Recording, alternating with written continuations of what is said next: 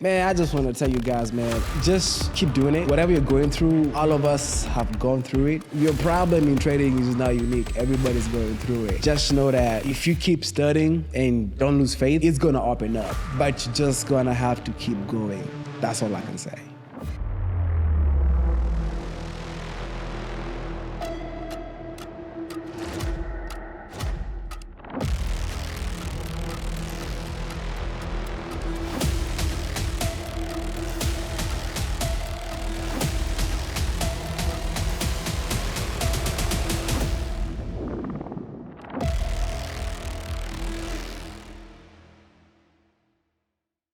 All right, guys, welcome back to the Funded Trader Podcast. Today we're joined by Peter. He's coming from Seattle, originally from Kenya, and he's got $23,000 in payouts. This is actually his first interview. So welcome to the podcast, Peter. Thank you, man. I appreciate it. So you're from Kenya originally. Yeah. You moved to Seattle 13 years ago. Yeah. Right? Tell us a little bit about the journey of coming to America, right? And bring us back to like the beginning when you first came here. How was it? So when I came to before I came to America, so there's this picture about America, right? Money is everywhere in America. You just get there, you're gonna start making it, right? But when I came here, my mom was here before me, 3 years before me. She picked me up at the airport around 11 p.m. on a Monday. Next day, she was off to work. And she did these jobs like a living nurse. So she left me by myself from Tuesday till Saturday. And how old were you? I was 22 at that time when I came to the States.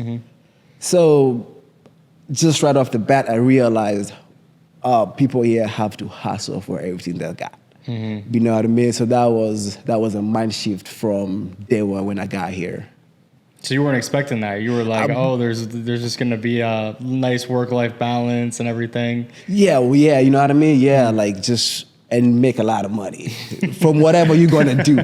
No, because that's what America is. That's the dream, right? That's the dream, you know what I mean? Yeah. So, yeah, but it wasn't like that. Like you have to grind here for everything. Yeah. So that shift that you had obviously had an impact on your life, right? Right away were like, I got to start hustling. I got to start working. So you came at 22. Yeah. So you weren't in high school. Were you in college? You weren't really in college, right? Yeah. No. Yeah. So you just kind of got dropped in. That's a hard situation to get dropped into, honestly. Yeah. But the thing is, you have to do it quickly because again, like my mom is working. So she's working 2 jobs. I don't have time to sit back and start thinking about how hard it is or whatever. So I need to start figuring things out. Right. So it took some time because, there's a process before you get your Social Security and everything. So, but once I got that, I was able to get a job at a warehouse job. It was really good at 2011. They paid me $15 an hour. I didn't know it was good because I was like everybody else was being paid at that time in Seattle. Minimum wage was like $8. Right. And things have changed dramatically since then. Yeah. So after I started working, I'm working a job, and then you realize at the end of the month, it's not enough money. Yep. Not enough money to pay the bills here, and also try to do something back home. Yeah. So you're trying to help out the family back home. Yeah. So that's another second reality check. Yep. Yeah. And so at that time, you were working in a warehouse. You ended up getting your papers, I guess, Social Security, right? So you start working. What else are you trying to do, right? You're hustling out here. What else did you start to try to do for work? So at that time, so I started like looking for opportunities. I have cousins of mine who live in North Carolina. At that time, they were in the MLM space. They showed me whatever they did, and it made sense to me. So I started pursuing that. What space was it? MLM, multi-level marketing. Okay. Yeah. So it made sense. It was like it's a low cost, like low barrier to entry. You know what I mean? So I was like, let me try it because I'm here to make it anyway, right? Yep. So I did that for a couple of years. It didn't work out for me. Yeah. What were some of the challenges when you were trying to do that? Basically, recruiting, I felt like it. Also, my mindset, because I was like, I'm from Kenya, my accent is thick. I don't know if people are gonna listen to me. Yep. And I didn't know a lot of people like that because I'm still like a year, 2 years in the States. Of course, you don't know many people. So I had to go to the malls, man. Dude, I was dressing up Right. I'm dressing up in a suit. Yep. You know what I mean? Like I'm important and all. So I'd go like to a store and pretend like I'm buying. And obviously the it would come and talk to me. Yeah. Then I'd ask the price, whatever. Oh, by the way, woo, you know what I'm You open saying? up the sales funnel. You know what I'm saying? You're like, ever hear this before, actually? That's so interesting. You know, then they would be like, no or yes, give me the card, give me the number, whatever. Then I'd leave and go to the next store and do the same thing. So, yeah. Were you working around this time as well with the MLM? Were you doing both? Kind of working a job? Yeah, working a job and doing the MLM. Yep. So, yeah. So you were hustling. Yeah, I was hustling, man. Hustling. Yeah. So warehouse, MLM, what other, were you just looking for things to do, like different ways to make money, basically, whatever way? Yeah, so with the MLM, once I realized that it's not for me, that was around 2015, 2016. I took a break. I took a break because I was like, I just don't want to jump to any other opportunity. And at that time, to be real with you, maybe it's the pressure of just being a man. I was like, I'm getting older, right? I've not gone to school. I've not gone to college. So my next move has to be something that is gonna give me a skill and pays me very well for the rest of my life. So that was the criteria that I had. That's important to define. Yeah. When you're starting to look, yeah. Yeah, you know, a skill forever and something can pay me very well. So for like 2 years, I didn't know what to do. I was like in this place, like I was confused for a minute there. But a good friend of mine is like my homie. He's my homie actually. One day he came to me and he's like, he was in the same place as me. He's like, he was looking for something too. He's like, look, have you heard about Forex? I was like, I've heard about it, but I was using Forex, like exchanging money. So the MLM you were in wasn't Forex? Wasn't Forex. Okay. But the MLM that got me, but it's the Forex thing that he told me about came through MLM. I think you know what I'm talking about here. Yeah, so that's what he showed me. So when that's how a lot of people get introduced. Yeah. I've seen this. I was like, yeah, most people are just like that. So, but for us, you are like, we are not gonna recruit. We just want to learn the skill. That was our goal. Yeah. And so this is around 2015, 2016. 2016. Yep. Yeah. 2017. Yeah. And so you're getting introduced to Forex, right? You're getting involved around this time. Are you part of a trading group, right? What were you a part of that was helping educate you on it? It was the MLM. That group was where you were learning from. Yeah. And then, so did you learn? Like, did you actually learn from that group, or did you end up doing something else? Oh man, I want to say yes and no because I want to say yes because they gave me the basics of Forex. And no, because it's like different teacher every day. Right. So everybody has their own strategy. So at the end of the week, you're like... You're getting like put through the ringer. Yeah, you're teachers. like... Yeah, so... yeah, so then I quit that. Yep. And then just being on Instagram. Around this time, like, what did you think about Forex, right? You did IML. It's kind of like, oh, this isn't that great, right? What were you thinking? No, I knew Forex works. You're still locked in. Yeah, I'm locked in because at the same time, Okay. I'm watching CNBC. So I'm like, yeah, this thing works. Right. You know what I mean? Yep. Yeah. Yep. So what was the next step then? Next step, I was on Instagram and then I saw Q Banks. And Shout out Q Banks. Yeah. So that time, so I was just following him. He was like posting profits. Sometimes he'd post ideas. And he wasn't that big around then. He was a lot smaller, like his page. Yeah. So when I followed him a couple of months later, because I wanted to see it, he just want to go get a course. I bought his course a couple of months later, and then because he spoke about confluence so much in his way of trading. I took his course. Yeah. Yeah. So you know what I'm talking about. Yeah. So So I did the whole thing. Helped me tremendously, right? I started seeing things way better. But again, I felt like I plateaued somewhere. This is me. This is not on him. This is just me. Yep. I plateaued somewhere. And then again, just being on Instagram, I think like 2 years later, this guy was posting about supply and demand. And again, I'm following for a couple of months. He only posts ideas. You don't see his face, you don't see nothing. So the more I was looking at the ideas, they were really good, they were really making sense. So I got his course.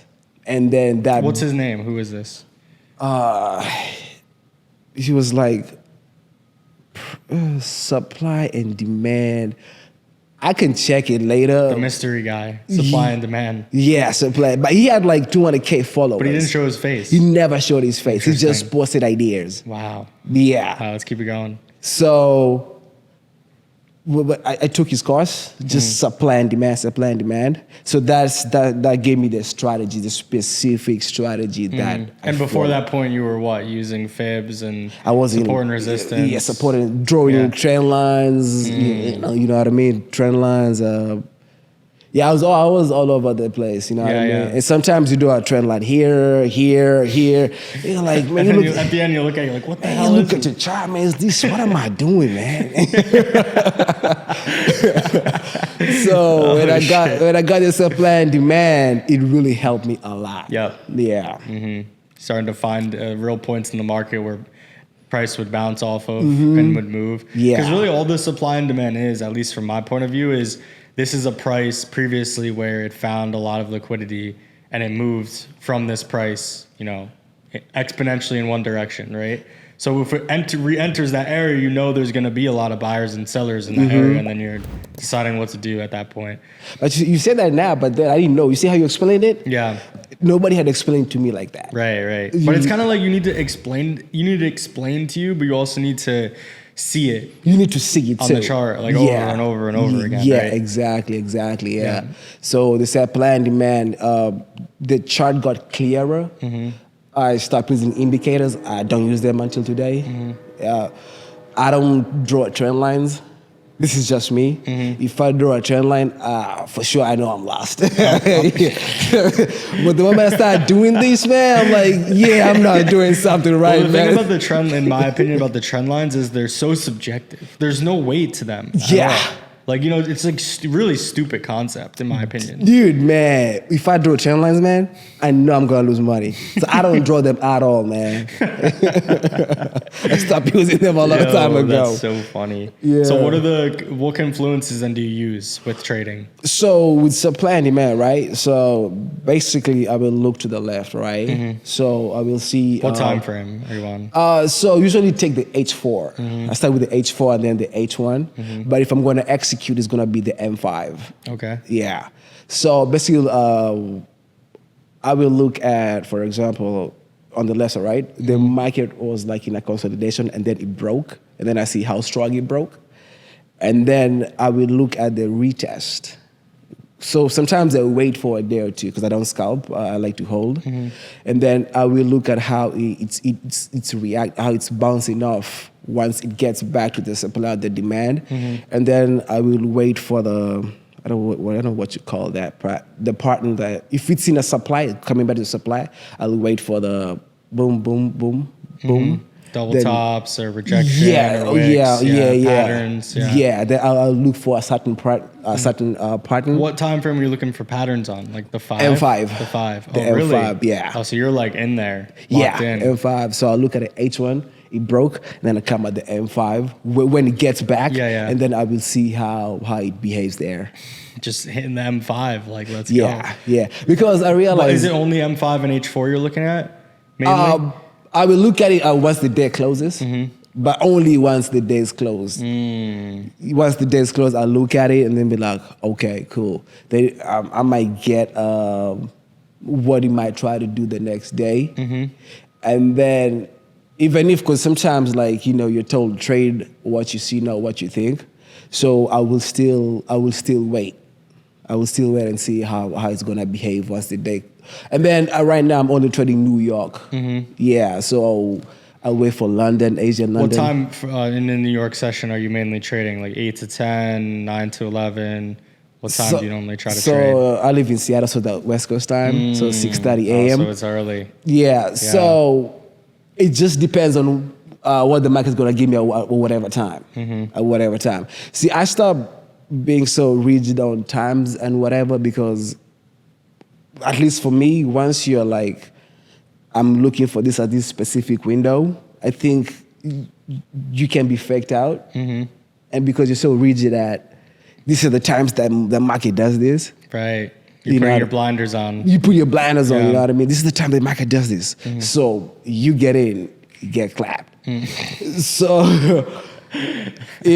so I just, because some of the times I've gotten entries when it's lunchtime. So you're an intraday trader, like you're trading just during the day and trying to, you're holding at all overnight, I might hold for 12 hours. Oh, so you're not really swing trading at all, really? Yeah. You're so intraday, Yeah. So, yeah. Yeah. So what pair are you mainly focusing on? US 30 only. Really? Yeah. What brought you to that conclusion? More pips, more money. Oh my God. More money, pips, man. More pips, more money. Before US 30, what were you trading? I was doing GU. Okay. And actually my friend who brought IML to me, he kept telling me, what are you doing on US 30? I mean, what are you doing on GU? Come over to US 30. Come over to US 30. Come over to US 30, man. Got a party going on over here. Call me broken on, man. Yo. So, yeah, but once I got on US 30, and I made some profits, that's how I got hooked. And then the losses started coming. Yep. The losses are big. But once you're hooked on the profits, you're like, you know what I mean? So, yeah, I've never gone back to. So you went with IML, right? You started learning from them, and you found this mysterious supply and demand guy, right? Yeah. You learned from Q a little bit, right? What happened after that, right? At that time, were you like trading your own money? What were you trading at that time? 2017, 2018? Yeah, I was using my own money. And so what was walk me through like a normal week in the life, right? What were you were working, what job were you working? And then you were taking some of that money, you were putting it in an account, right? Like what were you up to?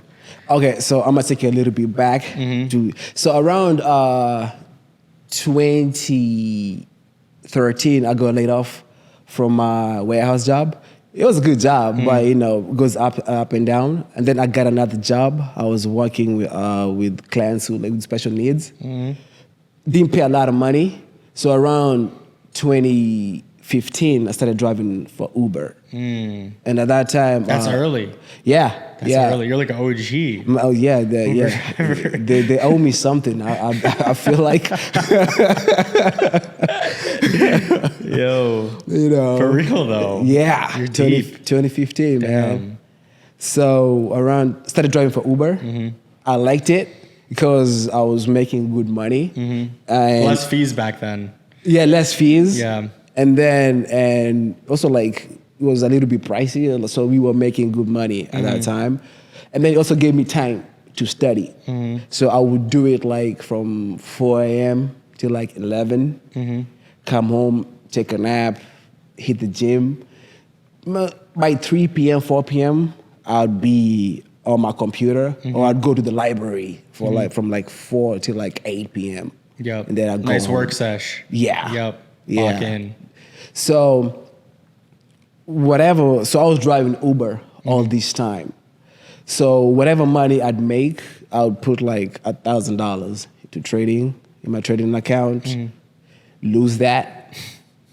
And that's crazy because I would lose that $1,000 and be like, you know what? I think I figured this thing out. Yeah. You know what I mean? Let me put another $1,000, man. Yeah, you know what I mean? I got it.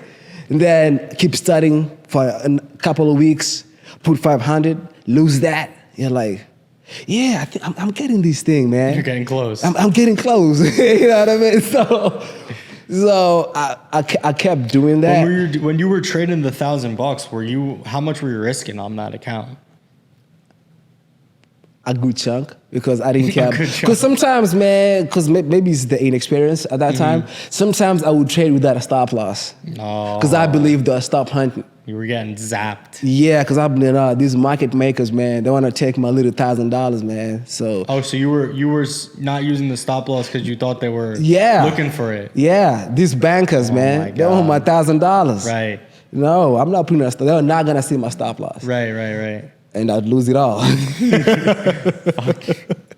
They take it anyway. Man, they take it anyway, man. Yeah. So God damn. yeah. So you were just opening as much as you could, really risking a lot back then. Yeah, I was because at that time too, man. I was like, I don't want to drive Uber, and I'm also seeing the potential in trading, right? Of course, social media profits Yeah, everywhere. social media profits, and then the few times I'd make profits, I'm like, yeah, man, I'd make like a quick $200. It's like the justification Yeah, for all this time you're spending on this. you know what I'm saying. And also, I'm like, yeah, I want to go full time. All these things I want to do for my mom, Yep. for my family. Yep. So once you start once you bring that emotion into the game, yeah, you start getting losses, man. Yeah, You're like a magnet against money. yeah, You're detracting the money. yeah, You know? yeah. So around that time, you're dealing with a lot of losses, right? So you're Ubering, you're trading, you're losing. What are you thinking mentally around that time? Like, what are you doing to stay positive? So at that time, like number one, like I'm going to the gym. You know what I mean. So also playing soccer helps. I'm reading books, personal development kind of books. The gym is a big one. Yeah, Yeah. and also having like my friend who I'm telling you about, also he's going through the same thing. So sometimes we'd meet up and just laugh. You know what I mean? So this is what we're going through. Yep. Ha ha ha. I think that helps a lot. That helped me a lot to keep pushing. But at the same time, knowing that I haven't gone to school, I don't have any other skill, you know what I mean? And then when I'm driving Uber, my car is breaking down. I'm spending money to fix this car. So I'm like, trading has to work out. Trading has to work out. So yeah, that was the mindset. It has to work out. Yeah. And at all, you weren't thinking, should I go back to school? Should this, right? Were those thoughts coming up at all or no? No, because I never liked school in the first place. Number two, since I'm in Seattle, I know some people working for Microsoft, Amazon. This is Amazon corporate, right? The techies. You hear how much they're making, right? And it's good money. Maybe it's just me not being impressed by how much they make. Then you see how much they work. Right. I'm like, because if I'm gonna go to school, then it's gonna be something to do in tech, because it pays. Yeah. But I'm like, no, these guys are complaining. These guys They don't like their job. They don't right? like their jobs, Yeah. man. They're just doing it for the money. Yeah. Yep. So I was like, yeah, trading has to work for me. Yeah. Okay. So the mentality is this has to work. This has to work. So man. when did it start working? Right? When did This- when did things start to change a little bit? When did you start having more success? This August. This August. Yeah, this Recently. August. Yeah, Wow.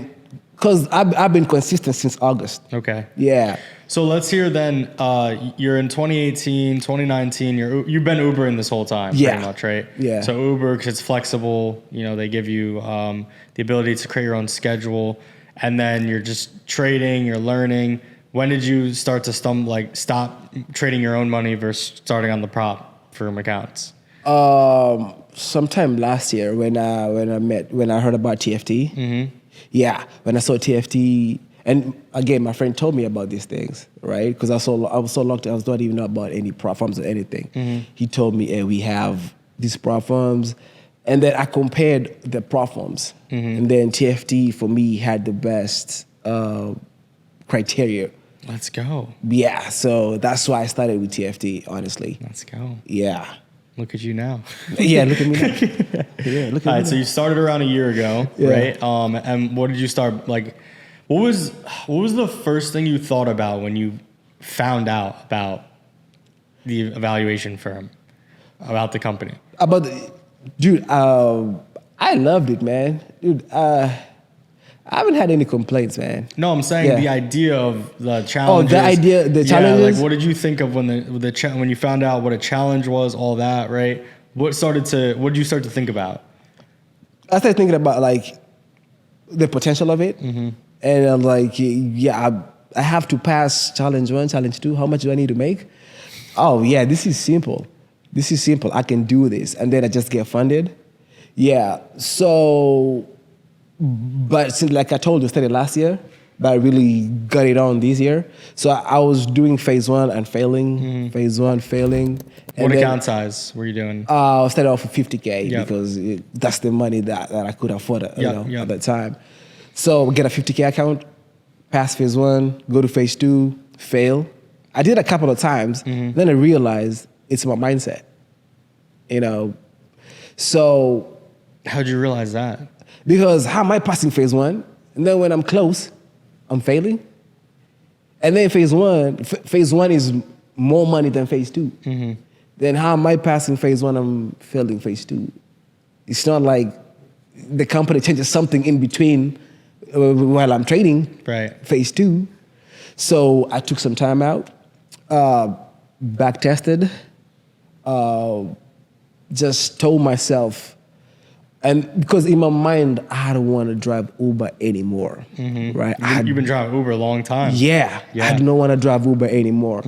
So for me to pass the last one and to stay consistent, I told myself, look, if you have to drive Uber again, do it, right? Do it. But don't bring those thoughts, because once you start being like, I'm scared to go back to driving Uber, then I'm placing trades with fear and desperation, because I don't want to go back to that, man. You know what I mean? And so when I was able to calm my mind, I was like, you know what? I'll go drive Uber if I have to. Things changed for me.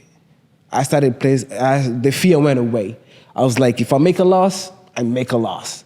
Okay, obviously I'm gonna do the right thing. I'm check the market well. I'm gonna do everything to the T that I'm supposed to do. If I get a loss, I get a loss. It's okay. If I have to go drive again, I will drive again. Right, instead of, I got a loss, now I gotta drive Uber. Nah, exactly. Yeah, so I was like, you know what? If I have to, I'll do it. Yep. And then that's a powerful mentality to change to. Yeah. Yep. Yeah. So I was like, I'll drive it. I don't care. I'll drive it. And then things changed for me from there. It's so critical to have that mentality that you're willing to sacrifice to do what you want, right? Instead of, I don't want to do all this shit. And then, I only want to do this. Well, the more you think like that, the less you're going to be able to do the things you want. Yeah. Right? Even me, like I'm thinking now, I'm like, should I punish myself and go drive Uber just for the energy, right? It's kind of like this it's like a universal law in a way where the more things you do that you don't necessarily want to do, the more you'll get the things that you want to have. It's crazy. Yeah. So yeah, you recently, right? You started trading with TFT. Recently, you've had some success. You've gotten a 25K payout, right? Since the payout, has anything changed? Right? Did you feel any differently? Right? Oh yeah, man. What you talking about? So I was able to purchase the 100K account.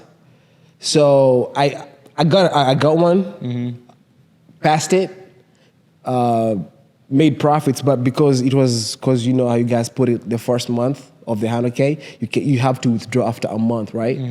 So with that 100K live account, right? I've passed phase 1, phase 2. In the process of me, because I started those thoughts started coming again, and I blew that account. But I got another 100K account, I think 2 weeks ago.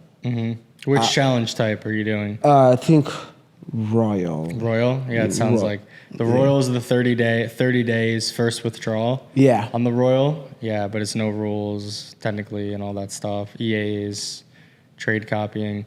So you're doing one account at a time? So right now I have so I got another 100K. Phase 1, phase 2 passed it. So I have another 100K live account. So I have two accounts now. The 50K account is up to 65K because the scale up. And then right now, I have the 100K, and I'm in profit as you speak. So I'm just waiting for another 2 weeks to cash out. So one thing they say about in the UFC, they say when you become the champion, you get 20% better or something, right? Because it's like a confidence thing. Yeah. So now do you feel as though your confidence is so much higher? Yeah, so much higher. And then also it's not just even confidence, it's the discipline of it. Sometimes I might look at the market and if I don't like what I'm saying, I shut the computer down. Because if I keep the computer on, I know I'll trade. And I'm gonna take losses, and I'm gonna be like, you didn't see anything that you could trade. Why did you trade? Right. So I wake up, look at the market, look at them, and like after an hour or two, I shut it down.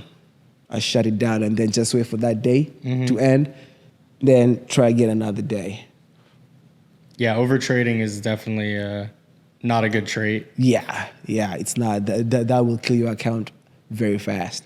So do you have this 100K that you just achieved the funded. Yeah. You have the 50K. You said you scaled it up. Yeah, to 65K now. 65 now. So from here, right? What are the goals? You're funded 165K at the moment. Yeah. What are you copying these accounts together, right? What are you trying to do with them? So the 50K is not royal. So I spoke to support. Yeah. I was like, can you guys like bring it in? Hey man, I want to talk to you right now. Can you bring it together? What account is it? It's what type is it? We're gonna give you 100K. We'll give you another 100K challenge account, whatever type you want, and then if you want to merge them, it depends which account type it is. But I think they'll let you transfer to it. Like if you have Rapid and you want to go to Royal, I think they'll let you transfer. 50K I think is Rapid. Yeah, it's probably the Rapid. Yeah. Yeah, because Rapid doesn't allow the trade copying. Yeah. The thing is, you can copy from the Rapid to the Royal, but you can't copy from the Royal to the Rapid. To the Rapid. Yeah. So I can copy the Rapid to the Royal, huh? Yeah, because the way that it works, what app would you use to copy the trades? Dude, I know nothing about it. You don't even know, yeah. I don't even know. There's an app, Social Trader Tools. Yeah. Social Trader Tools. So basically how the app works is when you go ahead and start to copy the trades, basically what will happen is the master account, when a trade gets executed, it'll write, I forgot what it's called, but it'll imprint numbers next to each trade. So it'll attach to the ticket like a certain unique identifier. Yeah. And then when you go to close the trade, it'll attach that same number to the other account that you're copying to. So you take a trade, the ticket will say like 111, and then the other ticket will say 111. And then when you close it on the main account, it will search for that in the other account and it will close it, right? Now, if the account doesn't allow EAs, when you try to copy from the Royal to the Rapid, it will not imprint the 111 in the Rapid account. So when you go to try to close it or even open it, it just won't do anything. It won't connect to it. But if you go from Rapid to Royal, since the Royal allows the EAs, it actually will work. It actually will copy from the Rapid to the Royal. It'll be able to imprint the number on the Royal account, and then it'll be able to search for it and then close the trade. So you can copy from Rapid to Royal. You can't copy from Royal into Rapid though. Okay. So technically, I mean, if you wanted to actually just merge them and combine them, I'm pretty sure it's like if you're at break even or if you want to change the account to another account, you can, but I don't know confidently if you can. I mean, we could talk about it afterwards. Yeah. It'll help you out. Yeah, that would be great, man. Yeah. So you're actually one of the first people from the West Coast to come on the podcast. Hey, for real. Yeah, the in-person pod. Yeah. Because when we started them, we were just doing it for kind of like Southeast US, like, this region. Yeah. And then recently, this past invitation, we expanded it to like the entire US. So now we're inviting people from all over. We invited some people from Latin America as well. Yeah. I don't know if we're inviting some people from Europe at this point. But yeah, you're first one from the West Coast, so appreciate making the trip all the way out here, at least to my knowledge. Yeah. So Hey. appreciate you taking the trip all the way out here, you know? Hey, it's Miami, man. Yeah. You said you've been here before, right? Yeah, for like 2 days though. Okay. So yeah, Little quick trip. quick trip. So I've not experienced Miami like that yet. Yep. Yeah. So what do you want to do? What's your thing that you want to do in Miami? You guys show me. It's your What city. are you into? Food, party, you know? Food, chillax party. So you play soccer. I play soccer. Yeah. Yeah. We gotta get this guy a meeting with Messi or something. I would love that. Also, I would maybe if we had an NBA game this weekend, I would love to go see one. You hear this, Luigi? Take notes down. An NBA game this weekend. Yeah, but I don't think you have an NBA game now. Yeah. Yeah. So. Yeah, they're fun. The Miami Heat games. Yeah. What sports fan are you? What teams you root for? So I'm a big Real Madrid fan. Oh yeah. Soccer, Real Okay, Madrid. yep. Yeah, in England, I tend to follow Manchester United. Mm. Yeah, but that's pretty much it. Did you see the Beckham documentary? No, I've not watched it. What do you think about it? See, I must say something controversial. Let's hear it. But I've never really put Beckham up there. Really? Yeah, because when I was watching him, okay, he can cross the ball and he Right. can, give a good free kick, but in terms of flair, dribbling, he never did none of those things. So, at least for me, Yep. yeah, he would not be. Because did you grow up during the time when he was playing? Yeah, I grew up at the time he was And playing. if you're a Man U fan, I mean, Yeah. yeah. So you're not a Beckham fan. Not really. He seemed as though he, in a way, wasted his talent. Like he could have been better, but he was so focused on so many things, so many other things besides soccer, right? Yeah, I think so too, but still, anyway, like I just never liked his game like that, man. Yeah, he had a unique game. Yeah, But he was on Real Madrid too, right? yeah, he wasn't Real Madrid, but he was at a time where Real Madrid was not doing so well. Like, they had a lot of stars, Yep. but the team was just not doing well. Yeah. I watched the documentary and I was seeing they were struggling Oh yeah, it's called quite a bit. Galactico era. Yeah, The Galactic. the Galactico era. The team full of stars, man, but just couldn't win. They couldn't win. Yeah. Couldn't win, Who was yeah. on the team again? What were the players? One of them was They had Ronaldo. like Zizou, Ronaldo from Brazil. Yeah. I think Luis Figo, Roberto Carlos. Yeah, they had a really good team. And Beckham just tried to. He did okay when he was on their team. They just didn't do that hot. Yeah, but I think they would have gotten somebody better. You know what I mean? Yeah. Right. But I'm telling you, man, what you've started here, this is, you know what I mean? This could be something. This is gonna be little something. sponsorship. One of these teams. Well, I was looking at I posted this on Twitter recently. It was Man United's revenue is like $750 million or something. Pretty big, right? Yeah. But TFT's got a chance to get there. Yeah, TFT got a chance. Man. He's got a chance. Nice jerseys. Got in a the chance front, to get there, you know? Yeah. Yeah, I would definitely. I mean, who wouldn't want to sponsor an athlete or a team or whatever, right? Yeah. We definitely would be interested in doing something like that. I mean, it would help to bring a lot of exposure to the company as well, right? Yeah. And depending on what sport you do it with, if you do it with soccer, I mean, it's a global thing, right? So we definitely need to look into it. But listen, I use the analogy and it's pretty corny, but the traders are sort of like athletes in a way, Right. Depending the sport as well, right? The trading is very individual. It is. You know, like you can have a group of friends, you get advice to, but at the end of the day, you make unless you're doing something, you know, you really make the decision. Right? Yeah. It's you have to maintain a good state of mind, a good mental, you have to prepare, you have to be disciplined, right? It's very similar to sports. Yeah, it is. It is. And that's why, like, you got to work on your mind a lot. You know, it's just like when we're talking about just like sports, like you see a player, you're doing so well, all of a sudden they get into a slump. You're like, they haven't forgotten how to play the game, then it has to be mental. It's the same thing with trading.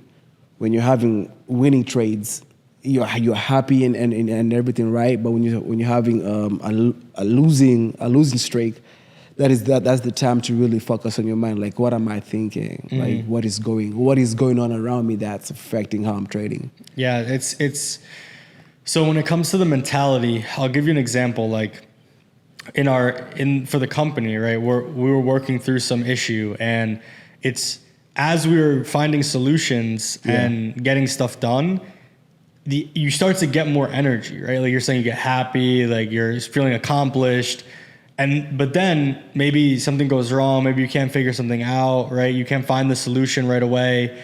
And that's when you get tested to maintain that focus and that like dedication to finding a result. Yeah. And that's when all the doubts can come in. That's when negativity can come in, right? And that's when you could give up. Yeah. In a way, right? So you have to really establish a good mentality when you're in that position where you don't know what's wrong, right? You don't necessarily know what's happening, but you just have to keep searching and be positive and remain as focused as you can. Mm-hmm. And then you end up at the solution and then get a good result again. Yeah, right? That is so true. It's so challenging though. Yeah, it's challenging. It's challenging. But just like we're saying, like if your mind is never about to, like you feel like you're not gonna quit the company because you're going through challenges, then your mindset, since we have to get this done, sooner or later your mindset will shift and solutions will start coming. Yeah, that's the same thing with trading, man. Like just when you first of all, if you're not in the right state of mind, don't trade. Close the computer. If you wake up the next day, it's been 4 days you haven't traded, it's okay. That's what people don't understand. The capital is not going anywhere. If you're not feeling right, do not trade. Just do not trade. And it took me years to learn this, man. It took me years to learn this the hard way. I have lost a lot of money trying to get where I'm at right now. Right. Like, yeah. And sometimes, like, you're going through it by yourself, you can't tell people because, especially people who love you, they're going to be like, just quit then. Why are you going through all this stress, losing all this money? Because with trading, when you make a mistake, the consequences are immediate. See, in life, when you're unhealthy, when you don't eat right, the consequences are not immediate. No. You know what I mean? So you can keep doing it. But with trading, they compound over They time. compound, you know what I mean? But with trading, that's why, like, when you trading, it's both. It compounds and it's immediate. And it's immediate. So you feel the impact right there and then. Yep. So when people are gonna be like, yo, you're losing a lot of money, you're losing money. First of all, it's money you don't have. You're losing that. You know, you're stressed out. You're borderline depressed. So people who love you are gonna be like, just quit. And it's because they love you and you know they love you, you might be like, maybe they're right. You know, but if you're like, I'm not gonna quit, it also brings a set of problems where, like, I know I cannot talk to them, so you quiet. You just suffer in silence. But you still persevere, man. Yeah, that's an important thing to talk about, is these people that love you, they support you, then you're on this path to do something different, do something that they don't understand, right?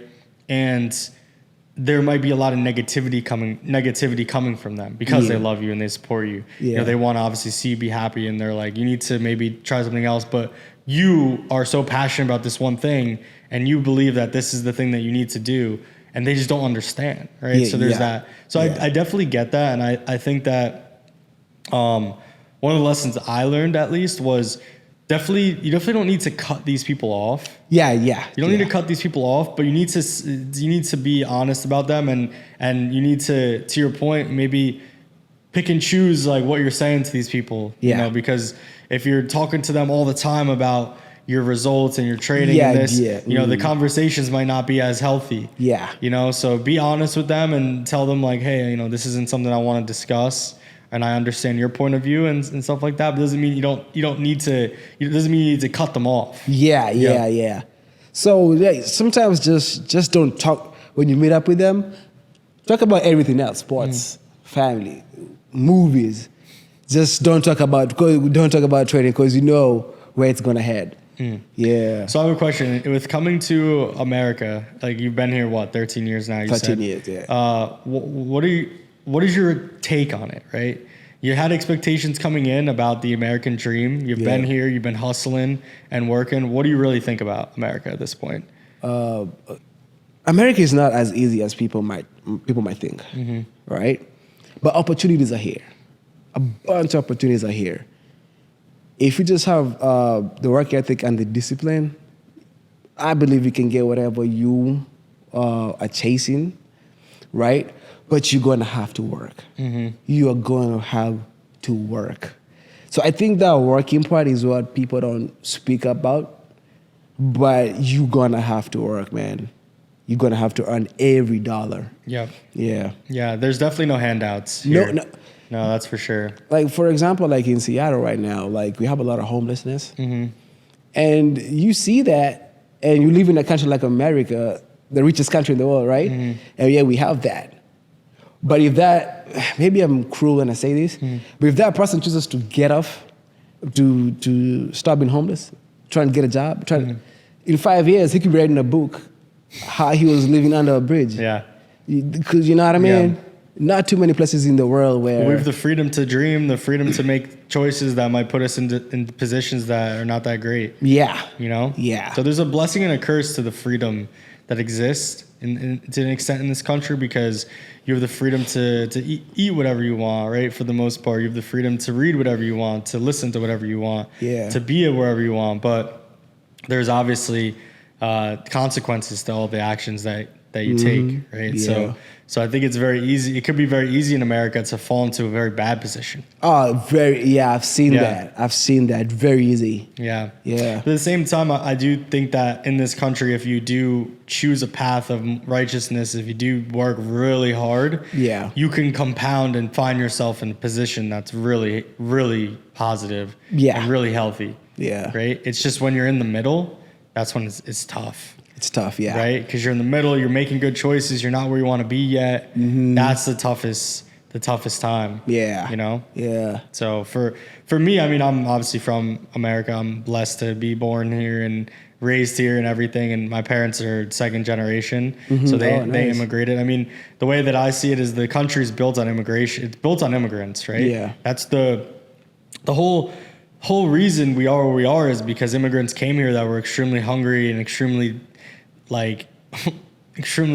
disciplined and wanted to hustle. Yeah. And they built their lives and ended up creating, some of them amazing companies that employ a lot of people. Right. And that changed ultimately the US and the world. Right. Yeah, that's true. And they have a ton of ideas. So, I'm proud to obviously be an American. I still think that there's things that are good and there's things that are bad. Yeah. Like anywhere. But I really do believe that there's like you said, a lot of opportunity here and all over the world. At this day and age, I mean, it's digital world that we live in, right? Tech, internet. I think things are starting to shift too in the next 20, 30 years, as the internet becomes more prevalent in a lot of different places and money starts to, alternative sources of income, digital, online, there's going to be people from all over the world with opportunity. Yeah. No matter where you live. And then it might not be as attractive to come to America. Right. It might be attractive to stay where you're at and keep building.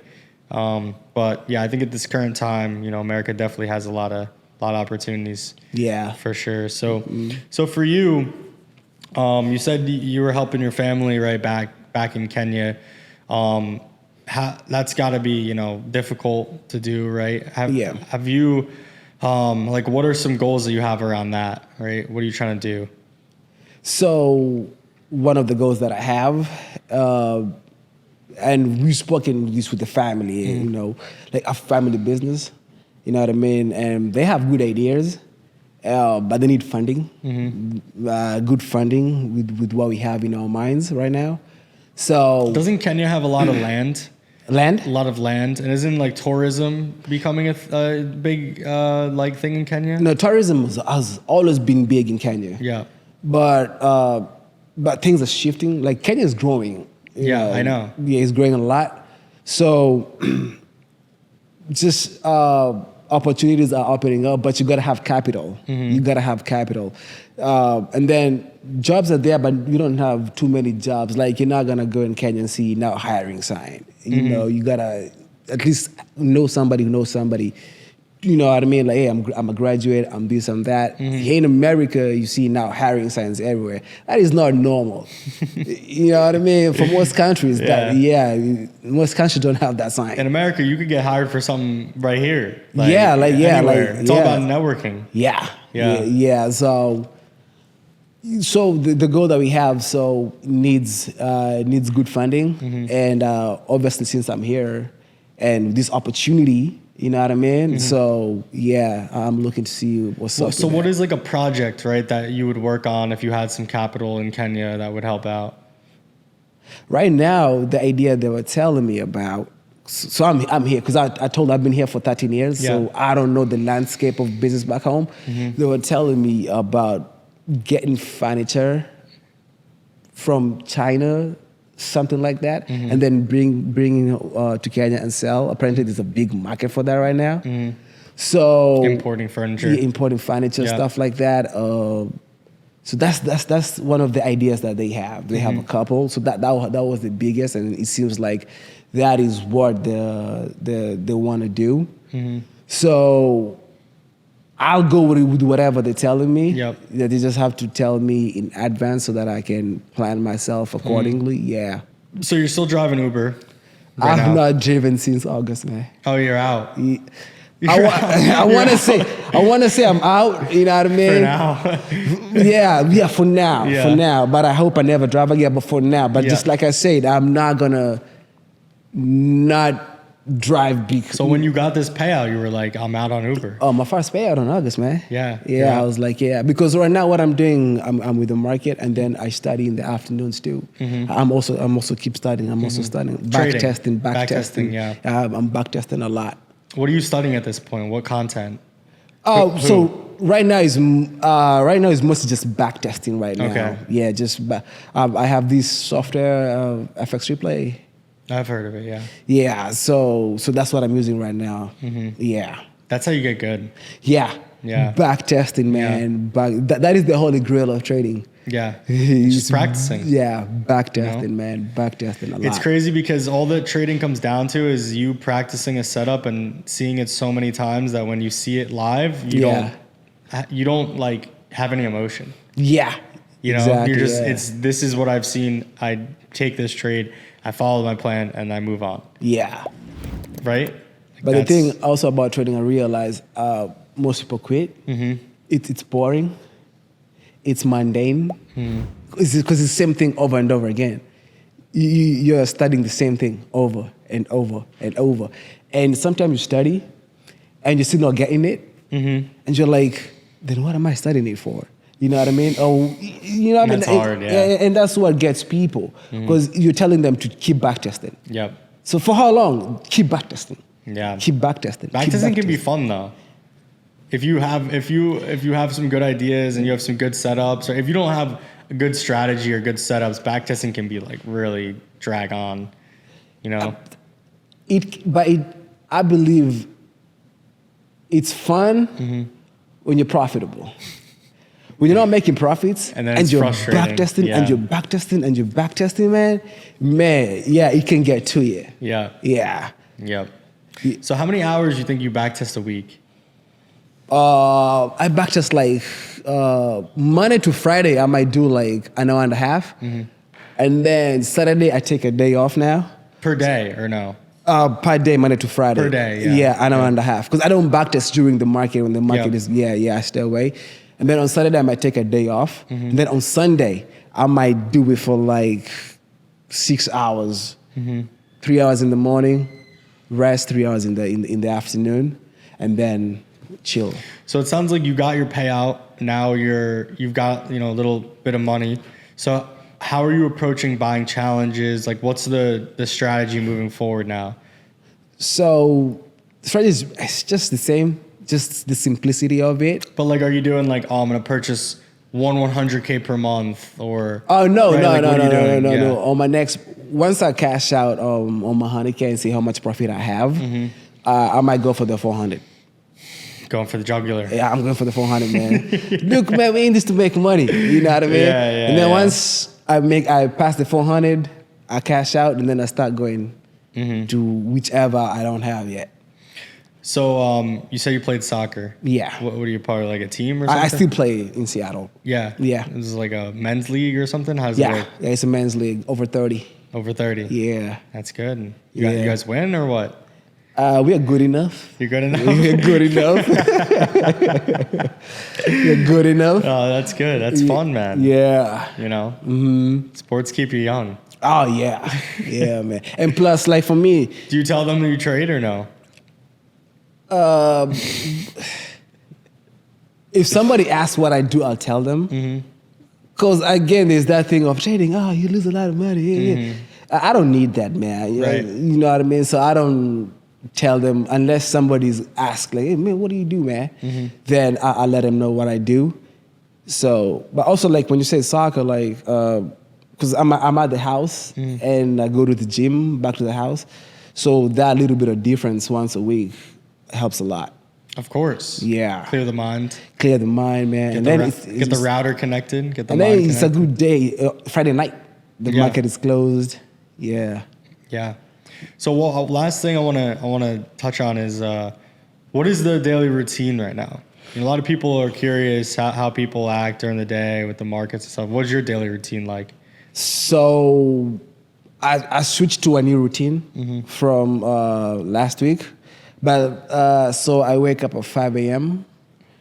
and then, because I don't play trades no matter what, because part of my discipline is New York and New York only. So I might wake up, I might read a book, drink tea, chill, watch CNBC, a little bit of CNBC. And then from like 6:15 is when I go to my desk and start really like see what's up with the market. And only US 30. Only US 30. So on my chart I have on the side, I have US 30 and Bitcoin. That's the only two things I look at. Let's go. Yeah. So you lock in around 6:15? I lock it around 6:15 and then I start, after the market opens now, I start looking for trades. Yeah. But usually it's pretty simple, man. It's pretty simple. My day is pretty simple. So when the market closes, what do you do? So that's when I go to the gym. When you're done, you'll go to the gym. Yeah, I go to the gym immediately. Relax. Relax, yeah. All right. I might come back, a little bit of 2K. 2K. Pretty simple life. Yeah, I'm telling you, man. Yeah, that's good, man. Yeah, man. It sounds like you're locked, like you're all in. Yeah. Really, dude. At this point. And that's the thing that's interesting is obviously with the funded trader, you could lose a lot of money buying challenges, right? Wasting a lot of time. You could also make a lot of money, right? You could definitely make enough money that could change your circumstances. And I say that because I've seen it, right? Yeah. And I've talked with people that have experienced it. Because if you make 100K, that does change a lot. Dude, changes your life, man. Yeah, it changes a lot. Yeah. Like, you know what I mean? And that's not, you can't make that kind of money just from a job, right? You can't, it's hard to make that type of money in just a lump sum. Yeah. It's hard, man. It's really tough. Yeah. And speaking of that real quick, one day I was driving this guy. He works at Amazon corporate, one of those big guys. Well, I was just talking to him because I picked him up a really nice neighborhood, really nice house. I was like, hey, man, nice house, man. He's like, yeah. I do this at Amazon, blah, blah, blah. I make, I think, $120K a year. But he's telling me he does not sleep. Doesn't sleep. Doesn't sleep, man. Even the weekend, man. The job is always like, yo, what's up? Emails. Gotta do this, gotta do that. For what, though? Dude, you know what I mean? Yeah. So limited income, limited potential. Yeah. You know, she's like, yeah, he's making good money, but he doesn't even have a life, man. So the way that I look at it is you basically until there's kind of levels to it, right? Because there's obviously employees of every company. Yeah. And the employees ultimately, until they get to a point where they're either extremely skilled, Yeah. or they come up with a new product, a new idea, a new source of revenue, a new source of income, right? A new business, type of business. Yeah. You will continue to just work for somebody else. Yeah. That's really just how it goes, right? Yeah. You will just continue to have to be under someone else who understands business more than you do. So all these Amazon employees are getting paid 120K, 150K, per year, right? The company's making a ton of money. A ton of money, right? So they're just getting a small piece of this, and they're extremely important to the business. Don't get me wrong. Yeah. But at the end of the day, they don't know enough, or they're not willing to take enough risk. Yeah. To get to that level where they have more freedom and they have more decision-making power, right? And they ultimately have more independence. Right. They're just going to keep working for someone else who has those traits and those skills, right? Yeah. So it's that's also why America is interesting, right? Because there is so much opportunity in the form of jobs, but a lot of those jobs are jobs that people don't like to work. Yeah. Right? Yeah. So that's, that comes down to the person. Yeah, exactly. And you've chosen at this point to stay away. You're like, I don't want to work a job. I don't want to do this. So I don't do that. Yeah. Because I talk to my cousin every day. He's also like coming into trading right now. We just talk like we left Kenya to come here and do great things, right? And one of those things is money. So we're not gonna leave Kenya, leave our families, leave our culture, our people, our language, just to come here and make basic money. Yeah. It beats the purpose of us leaving. Of course. You know what I mean? Yeah. I live in Seattle. It rains. It's cold. You got to move out of Seattle. Dude, that's what I'm thinking about, man. I'm telling you, man. Couple of more profits, man. I'll be your neighbor, man. Couple of more profits. You got to get out of Seattle, man. I'm out of Seattle, man. You ain't going to find me there. Too much rain. Dude, Miami's beautiful, man. Yeah. Listen, there's a lot of beautiful places in the U.S. that you can move to, right? So I want to touch on actually one last thing. Right. You talked about how you left Kenya, leave all your family behind, right?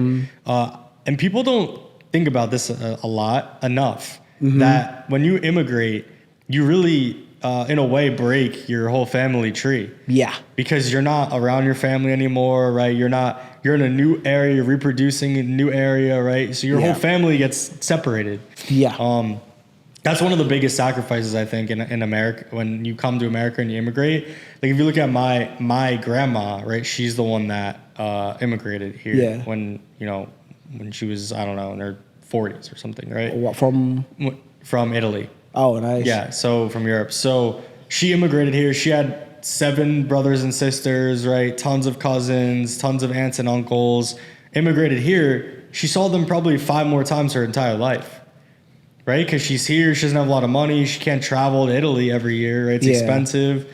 She has to work here. Like you're saying, she got to get a job. She has to afford her bills. And then, so her decision to come here separated us from our entire family, realistically.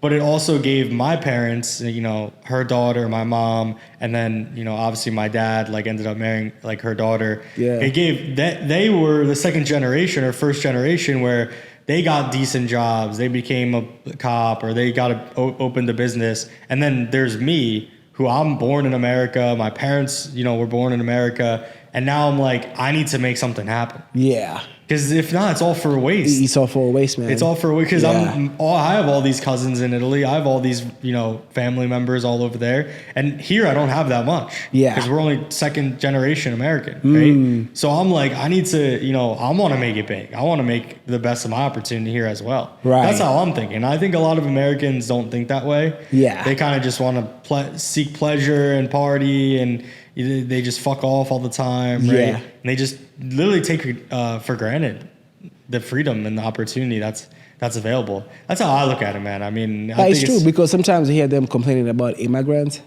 Right. And I'm like, oh man, if you just knew, man, they just want to work, man. They just want to work. That is it, man. You know what I mean? And then sometimes you can hear people say, oh, they come and take our jobs. They do jobs you don't want to do. They're taking your job because you on your ass. You know what I mean? Yeah. So you know what I'm saying? No, I think that there's that conversation's like a whole other. There's obviously legal immigration. There's illegal immigration. Yeah. Right. But at the end of the day, listen, I'll consider to say this.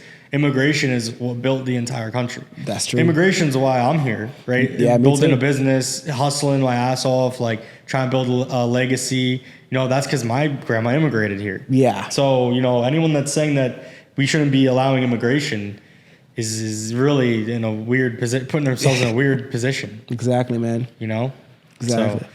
So listen, obviously, congratulations on your success. Thank you, man. How do you Thank feel? you. You made it through the podcast. Hey, man, I feel great. This was fun, man. Yeah. This was fun. Oh, we got Thank a cool, you. Thank cool you for setup having here. me, Well, I man. appreciate you coming out to Miami. I know it's only for a few days, but we're going to take care of you. Thank you. Do the Thank best, you. do the best that we can. But I do wish you, the best with Uber, with everything. We're going to get you an account, give you a little gift too, before you leave. But Thank you. Man, keep working. Yep. Keep doing your thing and make it happen. Thank you. I appreciate you, my man. Yeah. And anything less you want to say to the people? Last thing. Man, I just want to tell you guys, man, just keep doing it. Whatever you're going through, all of us have gone through it or going through it on this journey in trading. Your problem in trading is not unique. Everybody's going through it. Just know that if you keep studying, keep backtesting, and don't lose faith, it's going to open up. But you're just going to have to keep going. That's all I can say. Thanks for listening, guys. Thank you. Let's go. Yeah, thank you. Thank you. Appreciate you, man. Thank you for the opportunity. That was man. great.